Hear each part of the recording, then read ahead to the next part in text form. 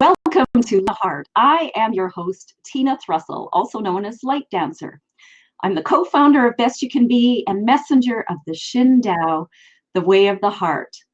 I am absolutely thrilled to have my guest, Tony Robbins coach, Jamie Adamchuk, here today. Now, I've known Jamie for a lot of years, and he is a man on fire. And Jamie hasn't always been that way.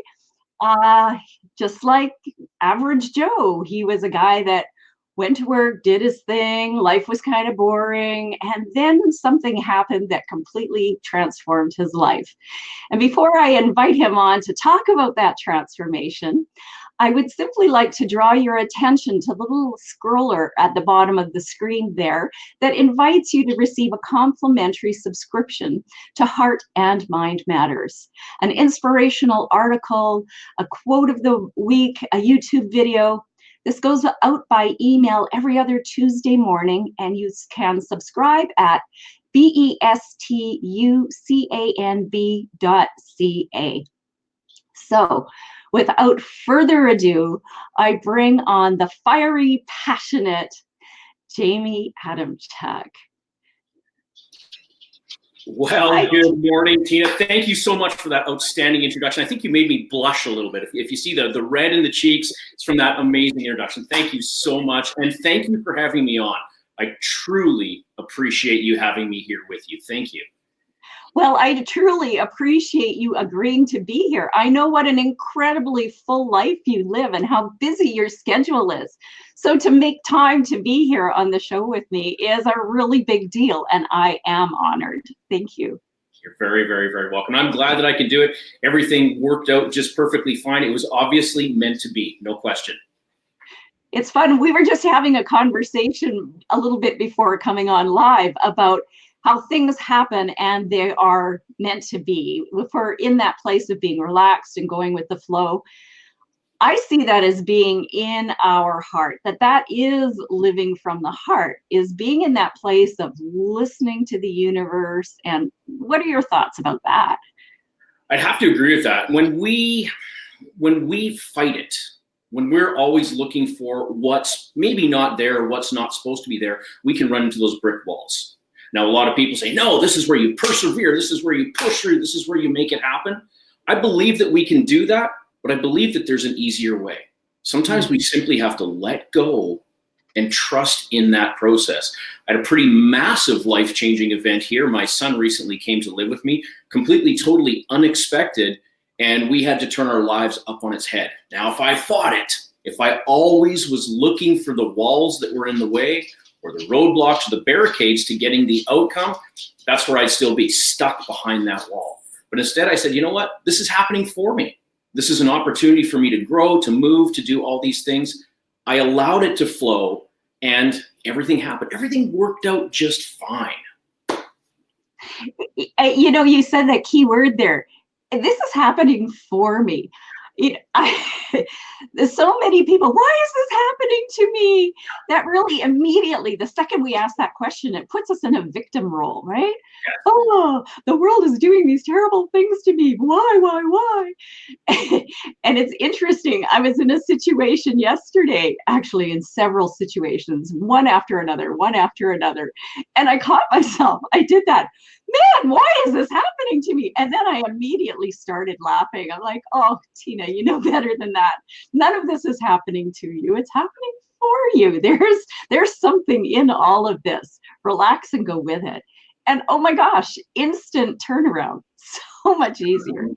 What's really cool about that is I've come to that realization that everything's happening for me because I always put the presupposition of opportunity behind everything. Right, my question, there's a few questions that run through my mind, but one of the big ones is what's the opportunity here right now? Having that question as one of my guiding forces always lets me know that there is opportunity. All I have to do is look for it. Our brains, they're powerful, incredibly powerful. And when we direct them, when we direct those thoughts with ideas like, what's the opportunity here right now? We will go find those. Right, the opportunity for me, yes, we had to completely turn our lives on our heads, like within about a week and a half. School was starting. This all happened August 21st. So we had to get ready for school. We had to put a ton of things in place. It's like, no, this is opportunity. Right? This is absolutely opportunity. Because of that, everything flowed. It happened exactly the way it was supposed to. Sweet. That's really awesome. So Jamie, this seems to come so naturally to you. I've been watching you over the last couple of years, especially, and it's like, yeah, go with it. It's easier that way. See everything as opportunity. Grab, and it's really giving you this grab life by the horns. Were you always that way, or? Oh no.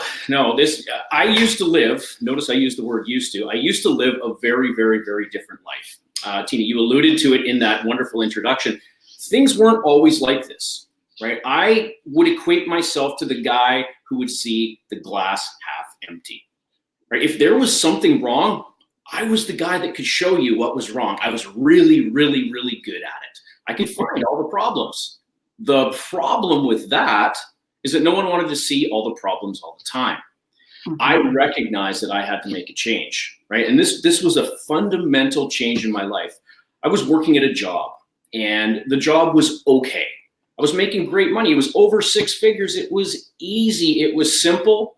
But the problem was I had zero satisfaction. I was not happy. There was no fulfillment. There was absolutely no joy in there. I went to an event that really opened up my eyes to possibilities. It opened up my eyes to change, to know that I could make different decisions. I came back. I ended up leaving that job, right? Left it right out of the blue. And now a lot of people think, are you crazy? A 6-figure job, you're set. You've got, you've got benefits. You've got all those things. What are you thinking? Mm-hmm. What I was thinking is that there was just zero satisfaction. I couldn't do it, right? A lot of people could say, hey, but you could sit and look at Facebook. You could just chill all day. That's not what life's all about for me. Right? I went to that event and that opened something up inside me to tell me, hey, there is so much more, that I've got a bigger calling.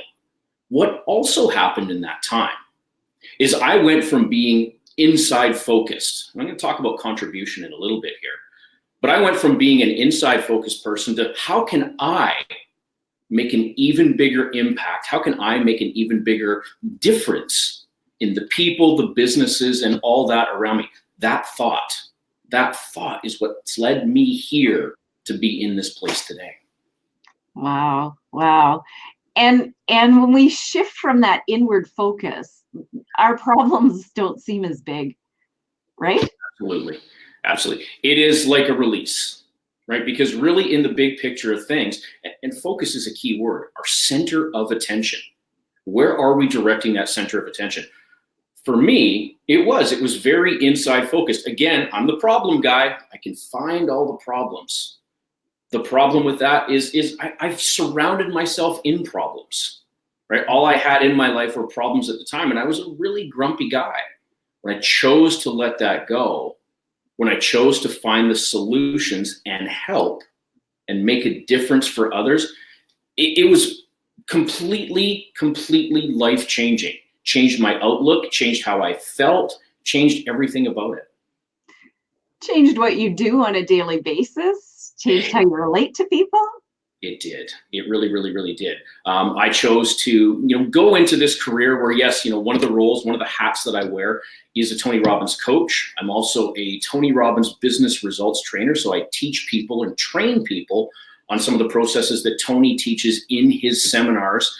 And I've also got my own business where I work with clients, business clients, and help them close the gap in their businesses from where they are right now to where they know they deserve to be. Wow. I can only imagine how on fire people become just working with you, and never mind receiving the tools.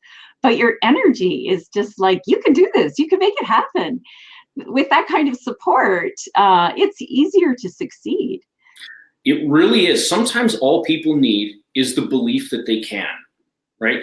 I can relate to some of these people out there who are in that place where they're seeing the problems. We're trained to do that. We're trained as a human species. We are trained to find the problems and solve them. Let's be proactive and let's go find all the problems before they happen. But with a small, tiny shift, when we change that mindset from one of looking for the problems to one of looking for all the opportunities where we can grow, where we can expand, not just business-wise, but internally as human beings. When we can make that difference, our lives become fulfilled. We get to enjoy some really amazing things. And all it takes is just a small shift from one of, oh, what's all the problems, to, oh my gosh, what are all the opportunities that are already in my life right now? It's amazing. Ah, sweet. From problems to opportunities. Simple switch. So you really think that that's been the biggest switch to change your life? It's been one of them, but I had to recognize that was in me. Now, one of the things you keep saying is, I'm on fire, I've got this energy. And yes, that's probably the other key component behind it. I mean, let's face it, if I came on here today, it's like, hey, everybody, how's it going? Right? Nobody's gonna like that. And I've actually trained my body, trained my physiology, my posture to be in this place, so much so that I crave it now, right? This is my standard. This is the standard in which I've chosen to live my life, in this place, in this state of energy, because it's so much better than the alternative. I don't want to walk around all day looking at my toes and having that sad look on my face. I want to be happy, right? I want people to notice, like, wow, that guy does have a lot of energy. Here's the thing. I am no superhuman. I don't have superhuman skills or superhuman powers. I've made a conscious choice to live my life in this place and in this state. What's great about that, believe me and hear me on this, if I can do it, absolutely anyone can. That's the truth. So would you be willing to offer our viewers a tip or two? I mean, you said you trained your physiology, you trained yourself to be in this place, you've chosen to be here. What can they do to help them train their physiology, to make that choice, to be in a place of energy? I know myself, even though I've been on this path for a lot of years, I have my day where I just feel like, yeah, I feel that slump. Absolutely. And I'd love to share that. There's 3 key things that really make a difference in your overall state, right? If I were to ask the viewers out there, describe to me a depressed person, what are they going to tell me? Well, that person, chances are, they've got a sad look on their face, right? They're not going to be nearly as animated as I am. They're going to be looking down, shoulders are probably slumped. There's a specific physiology or a specific posture of that person who's depressed. The second thing is our center of attention. Where is our center of attention directed towards? Well, a person that's depressed, I'm pretty sure it's not on how good they feel and how beautiful the day is and how wonderful it looks to the sun coming up. My hallucination, my guess, is that they're probably focused in on all the things that are going wrong. Remember, the guy that used to find all the problems, I wasn't a very happy person because my center of attention was always directed towards all the challenges. That's the second part. Where's your center of attention? The third part is the words that I'm using to describe my experience, right? Same thing. Jamie, you're on fire, you're animated, you're filled with joy, passion, love. Absolutely. But before, what was I focused on? What were the languages that I used to maybe describe myself? Frustrated, angry, stressed out. When we change the language that we use to describe ourselves, because we have an internal dialogue going on in our minds, chances are, for the most of us, we don't take control of it. We don't command that dialogue as to what's going on. What we have to learn to become is masters of our own dialogue. We have to capture those thoughts, capture the language that's going on in our head and change it. We can change it easily, right? One thing I learned from Tony Robbins from going to his events, he has a little saying, motion creates emotion. So if you're in that place where you're sad, where something's not going wrong, where you're frustrated, change that. Do something that elicits some sort of motion out of your body. If it's putting on some music, right, listening to a great song and kind of shaking your butt a little bit or whatever, go and do that. Do something that radically shifts your posture, radically shifts that physiology, and you will start to feel that way. That's the quickest and easiest way to do it. Next, recognize, where is my center of attention? What is it that I'm allowing my attention to be consumed by? Is it thoughts that support the state that I want? Or is it instead thoughts that support another state that I'm used to? Now here's something big. Oftentimes we will create states that we consider as home. Some of those states, they might not be nearly as powerful as others. I mentioned depressed state earlier. Some people get really good at it, and that's what they know. They actually get comfortable there. Now, Tina, share with me, I'd like to hear your thoughts. What do we know about comfort zones? What do we get from comfort zones? Oh, we feel safe and secure and so, sometimes comfortable, but sometimes it's actually a little uncomfortable to be so comfortable. And that's what gets us to push outside the comfort zone finally, right? Absolutely. You just said something really key there. We have to push outside that comfort zone. If we're recognizing that our home state is one of anger, frustration, depression, negativity, whatever it is, we have to do something, i.e. change our posture, change our center of attention, or change the meaning that we're assigning, the language that we're using, change any one of those or all three, go big and do all three. When you do that, your overall state changes. Now, here's something interesting. I've shared really quickly some tools of how to do that. But if you do it once, is it going to stick? No. What about 2 times? What about 3 times? Will 2 or 3 times do the trick? I don't think so. No. I've heard 700 repetitions. Wow. 700 repetitions to make something stick. Now, I have done this over and over and over and over. I'm sure I've probably got close to 7,000 repetitions. And that's why, for me, it's really easy to be able to come out here and do this, to share this state, to be in this place all the time. Whether I'm on camera or I'm off camera, this is a state that I consciously choose to live my life in. Right? So much so, in fact, I don't have to think about it. Right? I simply don't. It's become my new standard. And it took the repetition. You know, if we want to use these tools, we want to do it once or twice and say, well, Jamie, your tools suck because, hey, it didn't work. I did it once or twice, or you know what, I wrote this down and I stuck it in the desk and I never looked at it again. Got a funny story about that one. But honestly, if we're not doing this, if we're not practicing it, if we're not repeating it over and over and over, it's not going to stick and it's not going to become our new standard. Oh, boy, you've said a mouthful there. I get it. I understand that. How many times have I heard people say, oh, I tried that, it didn't work? Yeah. How many times? Oh, 1,000 times. Oh, really? List out the times. Well, I tried it 3 times and it didn't work. Yeah. And that actually puts me and probably viewers in a place of hope. It's like, okay, it didn't work, but maybe I just haven't tried it enough times. I've still got this opportunity to make this change. I'll just keep at it. I'll keep making that shift. Yeah. And how simple, change your posture. I watched a TED talk about the power stance. Yeah. And there you are. You're doing it right now, right? Jamie's standing there. Even though we can't see his whole body, I know that he's got his feet apart, his hands are on his hips, his body is open. And this is a power stance. I mean, try it. As you as a viewer sitting there, just even if you're sitting and watching this, put your hands on your hips, open up your arms, open your legs a little, and it opens your chest. And that openness, when you open your chest, you open your heart. Yeah. This is one of the things that we learn in MIA, the dance fitness that I teach, the blend of dance, martial arts, healing arts. When we open our arms, we open our heart. And that's where the joy lives. It lives there in our heart. It doesn't live in our head. It lives in our heart. And you're sharing those tips about change your posture, be open. That automatically offers more opportunity to experience that joy. Absolutely. Yeah. The other point here, I alluded to it a little bit earlier, but is the mindset of contribution.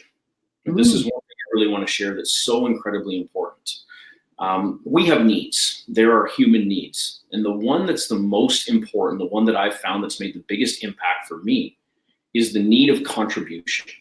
Giving something outside of myself. Doing something that's a selfless act. Now, I used to think contribution meant, well, I've got to pull up my wallet and I've got to shell out some cash for a charity or something like that. It doesn't mean that at all. If you can take some of your time, go to your local animal shelter, right? Help with maybe a homeless shelter or a food kitchen or something like that. Maybe it's a little bit of your time. Maybe it's just making that little bit of difference. But when you want to feel great, if you want to be able to change your focus, include contribution into that, once a week, if you can, once a day, find one opportunity. There's that word again, opportunity. Find that opportunity to go and contribute, whether it's time, whether it's effort, maybe it's just contributing your emotions, right? Sharing with someone, being that ear for them to listen to. When you include contribution into your life will change. That was the other secret for me. Very cool. So this show, Living from the Heart, is about living with purpose and passion. And you're certainly giving us lots of great ideas about how to live with passion. Sorry, my eyes are flicking over because I'm seeing the Facebook posts, and I think Neil is is watching because I'm getting this hell yes to contribution. Yes. Yeah, it is important, and that contribution also takes us away from that self-focus on what's wrong with my life and what's not working, and lets us be in that place of, I'm doing this. And here's an important thing. This is something that I discovered when we were stepping onto the path of the Shin, the way of the heart, learning to grow, was that if service and contribution comes from a place of obligation, it's not offering what it's meant to offer in that sense of satisfaction and fulfillment. This has to come from a genuine place of, I want to help. Absolutely. Some people may do their contribution out of a sense of self-righteousness. Well, look at me, look what I did. When we come to it from that way, that's not the right thing. Do it selflessly. Do it to just give, to contribute back, to go and make a difference in something's life. Right? You can get every other need that you need met when you do it through contribution. Right? I can feel important. I can feel happy. I can learn something when I contribute. Right? I can be certain that I'm making a difference. I can have variety, because say I go down to a food kitchen or something, which I have not done yet. I've never gone to a food kitchen and helped serve meals or anything. That would bring uncertainty into my life. I can get every single one of my needs met simply by coming from an absolute true place of contribution. Yeah. And Neil and I have done the soup kitchen thing, and it's a really humbling experience. It really is. I can't speak highly enough. If everyone who is living in a place of privilege, and if you're here watching this video, then you are in a place of privilege. Oh yeah, you live well enough that your basic needs are met. You have access to the internet. You have the things taken care of as Maslow's hierarchy of needs. You've got food, clothing, shelter, and now you can look at, how does my life get more meaningful? Yeah. Right? That's a big one there. You can do it. You can meet everything through contribution. Oh my gosh, how good will you feel, when that person comes up to you, heartfelt, right? Emotional, heartfelt, says, thank you so much. Thank you. You've made a difference. You've helped to. I'm going to get emotional here because it's big. It's really, really big when you make that difference for someone, and you do it out of a sense of, because I want to, not because I have to. Forget about the have to. I genuinely want to. I want to make a difference in someone's life. That's the secret to it all. Real quickly here, a lot of people, they want to sell something, right? This is my business side coming out here. It's all about selling. And I tell them, I say, stop selling, start serving. Stop selling, start serving. Because when you serve, when you give more than anyone could ever want, when you come from that place of contribution, when you're not worried about, oh my gosh, I'm going to give out all my content. I can't do that for free. Of course you can. Because the more you give, the more you serve, the more you contribute, the better you will do, the more successful you will be. Mark that down. That's a fact. And that's a really big mindset challenge for some people to get over.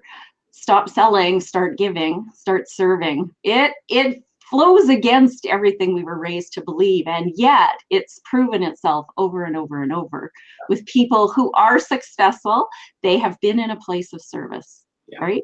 Just like yourself. It makes a world of difference. I was down in Australia recently. I went to Brisbane. I went to the National Achievers Congress, and I had the great pleasure of meeting a gentleman by the name of Kerwin Ray. he came up on stage and he goes, I'm not going to sell you anything. And he didn't. He presented an opportunity at the end where if you wanted to, but what he did for his 90 minutes on stage, I love Tony Robbins, make no mistake, but if it's like drinking from a fire hose from Tony Robbins, listening to Kerwin Raver's like going right up to the fountain, right up to the actual hydrant and drinking right from that. There was no hose. This guy serves so much so in fact that I am looking at tickets to go back down to Sydney when he reintroduces his course to go do it. Wow. Now, if he didn't come from that place of service, it's all like, well, you got to sign up for my course because this is what you need and you got to do it. So bye. I wouldn't be interested. But because of the value that he gave on stage, he gave us tangible action items and then gave us something here. Go download this. Here's my book. Do this. It was all free. There was absolutely zero expectation of payment for services or anything like that. He gave, and because of that, I'm a raving fan. I tell everyone about this guy because he blew my mind. He is the epitome of what it means to serve rather than to sell. So awesome. Oh my gosh, Jamie, I can't believe we've been in a half an hour. Now, I really want to put your website up here. Let me, there. Have I got that? UDcoaching.com, right? Yeah. So viewers, if you love this man's fire and passion as much as I do, if you feel like you could move forward in your life, your business by grabbing some of this energy and some of the how to grab this energy, if you'd like to live from a place of looking at opportunity rather than problems and bring more joy and fulfillment in your life, you just might want to check Jamie out. Have a look at his website. Wow. Yeah, I can't believe it's been a half hour. It's been powerful. Time by. Jamie, thank you so much for sharing your wisdom, your life with us. And I invite everyone to tune in next Wednesday morning when Liberty Forrest will be my guest. I see her as someone who treats life as art, and so we'll look at the art of living with passion. So I thank you so much for tuning in. Invite you to invite others to watch this video. It's going to be posted up on YouTube, and we would love to help people. We are doing this to serve the world, right, Jamie? Absolutely, no question about it. And Tina, thank you so much for having me on today. Oh, thank you for being here. Love you lots. And ciao for now, folks. See you next week.